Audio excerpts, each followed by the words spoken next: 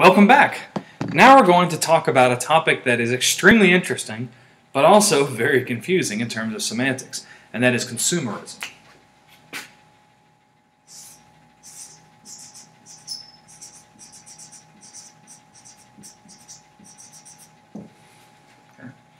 So consumerism has kind of it's the same word, it has two very different definitions. So on one hand, you're looking at consumer protection, okay?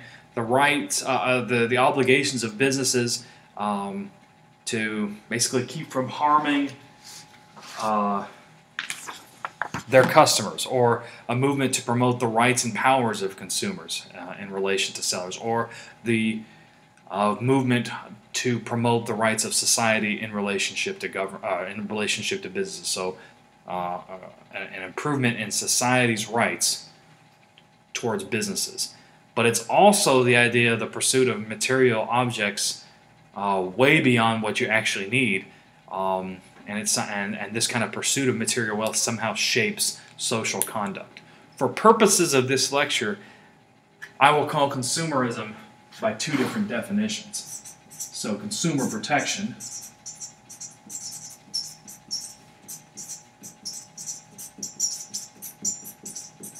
and materialism.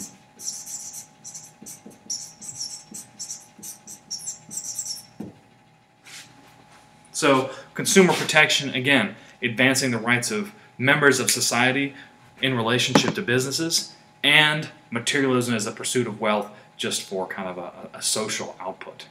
Now, what's a consumer, by the way? A consumer is anybody who uses products and services in a commercial economy. That's a consumer. Now, in terms of an ideology, in terms of materialism, consumerism is about a society where people define themselves through the things that they possess.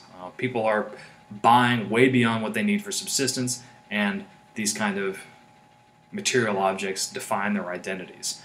Consumerism is something that is associated with cultural and social developments.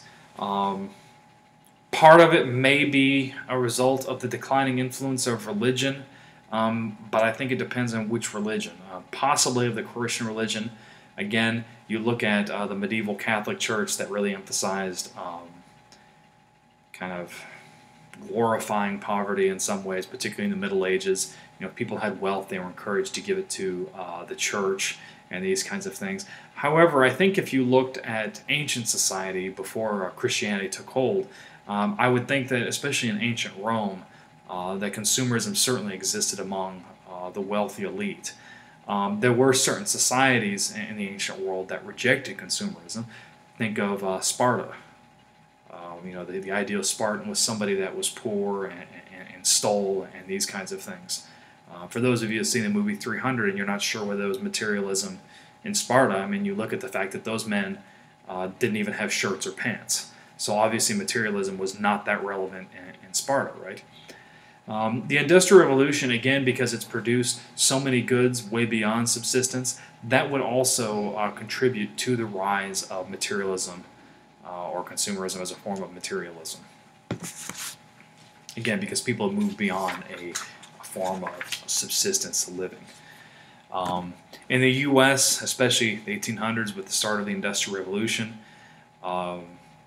you had a number of factors that contribute to the rise of consumerism. So railroads. Again, railroads, because they reduced the cost of shipping things from point A to point B, the cost of goods also decreased. And the variety and volume of goods that was able to travel from the industrialized East to the West greatly expanded. So cheaper shipping costs, cheaper costs of goods, and therefore people are encouraged to purchase more. The great merger waves of 1896 to 1904, where a lot of these small and medium-sized companies merged into the large robber baron type conglomerates. You have to look at economies of scale.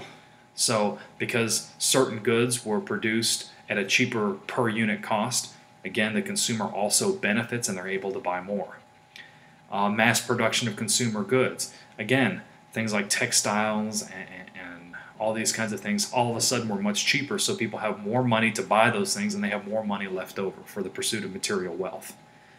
Electricity and new technologies. Again, you have more time to pursue the acquisition of material goods. I mean, you think about how much electricity has improved our life. We're not having to go out and chop firewood for light at night. We're able to stay up later. Goods are produced faster because of electricity. So many of these new technologies gave us time to actually pursue material goods. And of course, the movement of people. I mean, you think about when you see somebody who's just come back from a foreign country and they're wearing a cool watch or a cool shirt or something. Wow, what's that? Where'd you get that? I want that too. So the movement of people and the things that they bring with them are also very germane to the rise of materialism. Some research also seems to indicate that people can find love, status, and individuality in products. And materialism can displace a lot of those kind of traditional values like the Catholic Church, the Middle Ages, and the ancient Greek philosophers emphasized. Again, like aesthetics, certain philosophical values. Now, Torstein Veblen, in his theory of the leisure class, talks about people who buy consumer goods for reasons other than their functional utility. Think about silverware, for example. There's many metals that are much more suitable for eating than silver, because silver is soft, it tarnishes and whatnot, and yet people all wanted silverware because that was a status symbol as opposed to wanting tinware or something like this. Now, some other complaints about consumerism include that it leads to commodification of parts of life. It encourages people to unwisely spend. I might have fallen into that. I remember, most of you probably have an iPhone or an iPod. I remember when the Zune came out. That was a rival to the iPod, but because he used Microsoft as a platform. And I bought one of those because I wanted to be different. Now, that product didn't last very long, and now I have something that's a very expensive paperweight. Again, overconsumption also puts a strain on the environment.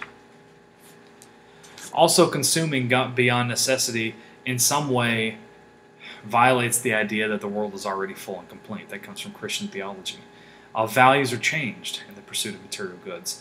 And, of course, corporate capitalism is supported through materialism. Consumerism seems to have risen all over the world. It's generally seen as a Western phenomenon, but it may not be. It may generally have something to do with an increase in universal quality of life. However, once consumerism is kind of born, it seems to take hold and it seems to not ever go away.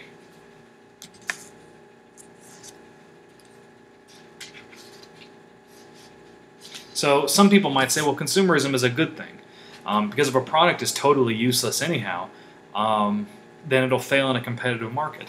And intense competition between corporations is also good because it brings consumers more choices, better quality, lower prices. It might be so. So this wraps up our discussion of consumerism as materialism. Now we're going to move on to consumerism as consumer protection.